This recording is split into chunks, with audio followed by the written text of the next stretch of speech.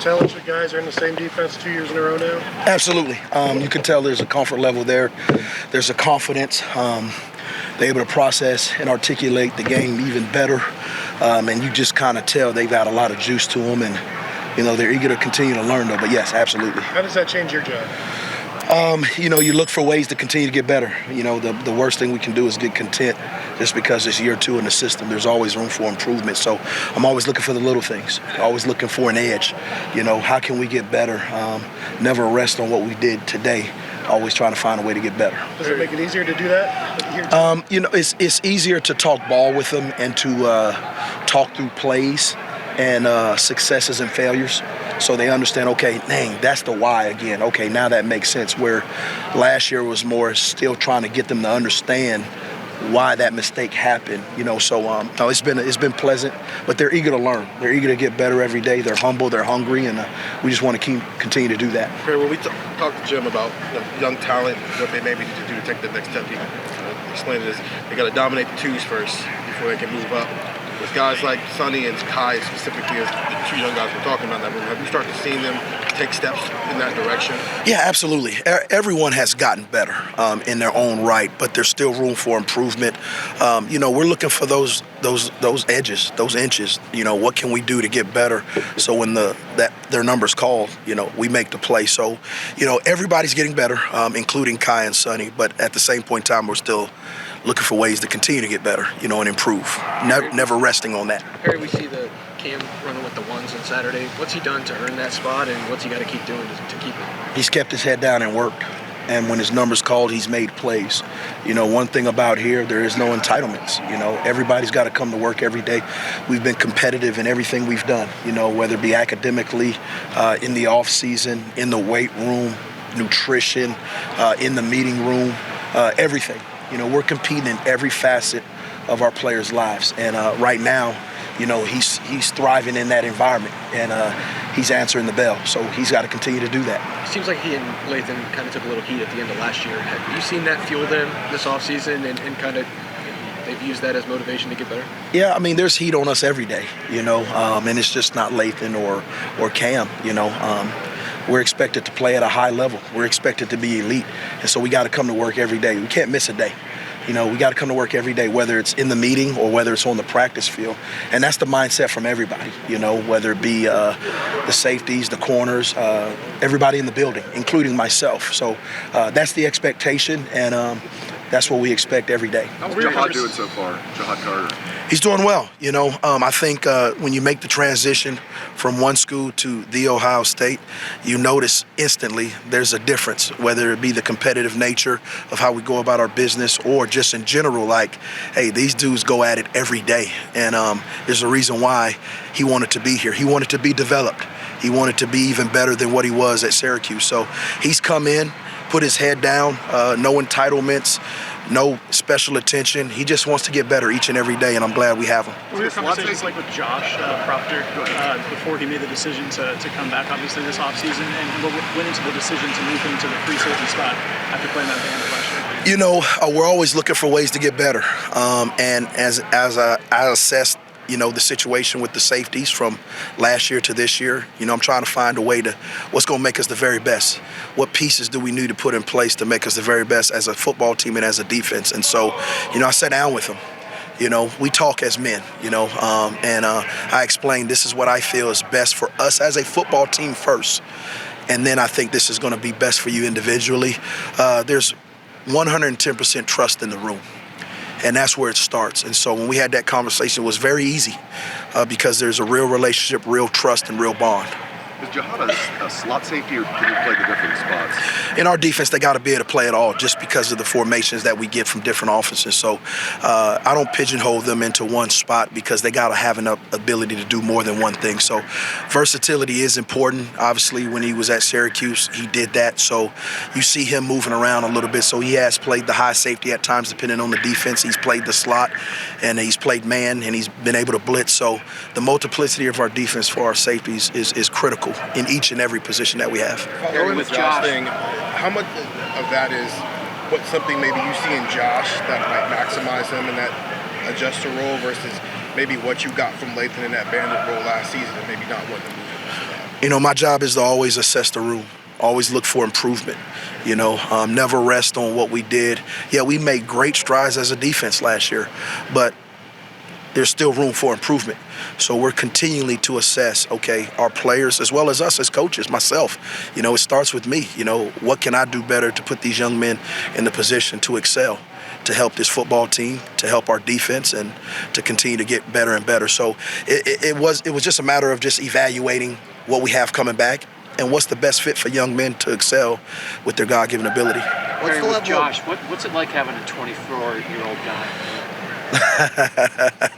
I don't look at him like that, but yes, he just had a birthday last week.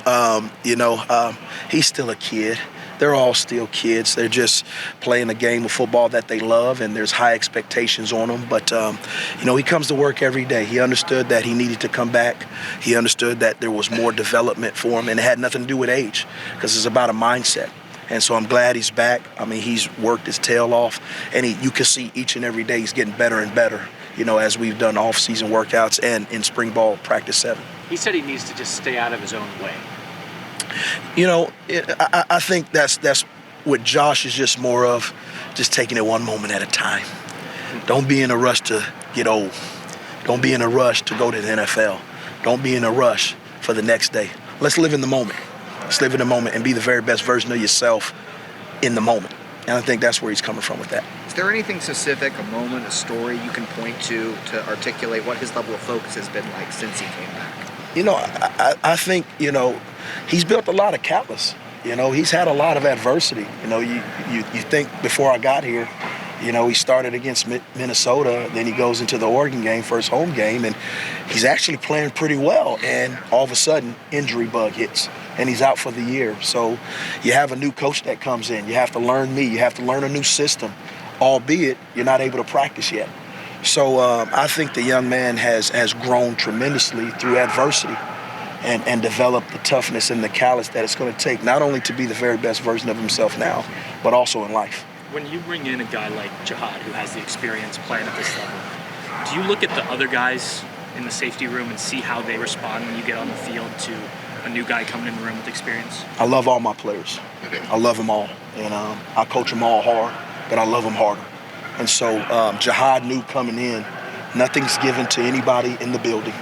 You earn everything here. And so he knew coming in, I just want to compete. I want to develop. I want to be the best. I want to play at the best. And so, he's come in and he's worked, and I love it. He's just kept his head down and worked. He takes hard coaching, and I can see him getting better and better within the system. Perry, where have you seen the fact that Cam played a lot last year? Where have you seen that show up this spring, even on the field and so? Just the familiarity with the defense. To me, that's where it shows up the most. And Cam knows and knew that he needed to continue to get better. He was injured a few times throughout the season, so just when he felt like he was getting in rhythm, here comes the injury bug. So, I told him, hey, you got to stay on the field and keep working. The whole process and the whole mindset and conversation in our room is just keep your head down, and there's always room for improvement, constant and never-ending improvement. That's our mindset. Keep your head down, block out all the outside noise, and lock in, and let's get better each and every day. When you're playing guys for the first time extensively and stuff, as a coach, you got your fingers crossed nothing bad's going to happen, but probably there are going to be mistakes made, right, and stuff. Do you see this whole group as having gone through that gauntlet a little bit? Absolutely. We've tasted, we've felt, we've seen adversity. Yeah. So, going into this offseason, the mindset is I know what that feels like. I know what I need to do as a group and individually to get better. And that's the beauty of coming out to practice today, coming out to practice each and every day during spring ball, off-season workouts. We understand what high success is, and we understand what failures feel like. And so the guys have just got their head down and locked in and working. We know that you want guys to be multiple and be able to play all the positions. We know you have a lot of talented guys in there. But can you just take us through a little bit specifically with Sonny Styles, the process with a young guy like that of just trying to figure out what he does best, how this team can use it, where he best fits position? We've streamlined it for Sonny, so you'll see Sonny, more in a streamlined position to where it can excel and utilize his God-given ability. So the beauty of it now is year 2. I've been around the guys. They've been around me. I know exactly what they are and where their strengths are, and we're continually to close the gap on their challenges. And so for Sonny, it's just a matter of now, first year in spring ball. You got to realize Sonny didn't have a spring ball last year. He came in the summer, and then all of a sudden, here comes fall camp as a 17-year-old. So now he's 18 years old with his first full spring, and he's excelling. And the beauty of it is, like I said, he's coachable. He understands the game of football, and he's hungry to continue to get better each and every day.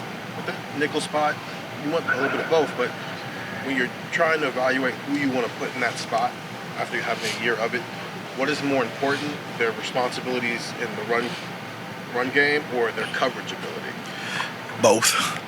You can't have one without the other just because the offense can dictate, depending on a specific set, what that guy's job responsibility is and description is. So, they got to be able to do both. It's not the easiest, but you don't come to Ohio State for easy. You come to Ohio State to be the very best, especially at BIA. So, I'm pleased with where the guys are at so far, but obviously we still got room for improvement, and that's where the coaching, that's where the development comes in, and that's where the teaching comes in. We spent all last season marveling at Lathan coming back from that injury and being able to play at all, and he played at a high level for most of the year. But in hindsight, maybe we glossed over the fact that he missed winter workouts, missed spring, and those reps. And now that he gets that, obviously it's going to make some difference. Yes. Where will it show up? It's making a huge difference, because now he has a spring under his belt where last year he didn't have a spring. But the thing is, we don't make excuses. We don't say, well, he didn't have that. If you're out there for the Buckeyes, the expectation is that you play at an elite level. And you go out there and make plays and execute the defense or the assignments that's asked of you. You mentioned streamlining Sonny's role. Is that building off of what he did in that Georgia game? Yeah, to a certain degree, absolutely. Absolutely right. What do you think that role can look like? It still remains to be seen, we're kind of dabbling in some things, and this kind of really and truthfully, we want him to be great at specific things instead of okay at a lot of things. So that's the conversation, what I mean by streamlining. So you won't see him in a lot of places. You'll see him pretty stationary in 1 to 2 spots. The buzz has been, yes, absolutely. The buzz has been, he's got to get on the field somewhere. it seems like he's that kind of player. But what's the buzz like when y'all talk about him? I'm a truth teller. So, I know his strengths, I know where he's challenged, and I know what we got to do to continue to get better. But he is definitely going to help this football team, win games and execute at a high level. Gary, what do you see from Malik so far? Really, really good. Malik has come in and he's just worked. You see the talent that you saw when he was at Lakota West. He's extremely smart, high football IQ. Very, very humble young man that has come in and he's shown flashes of what he can be. He's still learning the game of football as far as on the collegiate level. But I tell you what, I've been pleased with what I've seen so him. He finally, when he was at Lakota West, he played a lot bigger than he was. You guys have had pads on now for a week or so. Do you see that showing up already? He still does. He still does. So we're constantly on him about nutrition, and Coach Mick and the staff are on him in the weight room, and he's thriving. He's thriving, and I've been really, really pleased with his maturity and his growth to this point. A lot of the guys have talked about being year 2 of the defense. You've mentioned familiarity a couple times. Does that apply to the coaches too? You guys are now together for a second year. You know what Jim wants out of the defense. You've played. Is it more of a cohesive unit than maybe this time?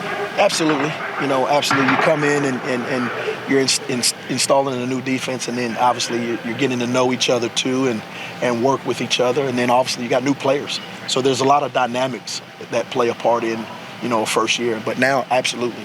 There's so much flow. Not saying there wasn't any last year, but it's just a different flow and a different vibe. And it's a lot of smoother transition coming in this spring.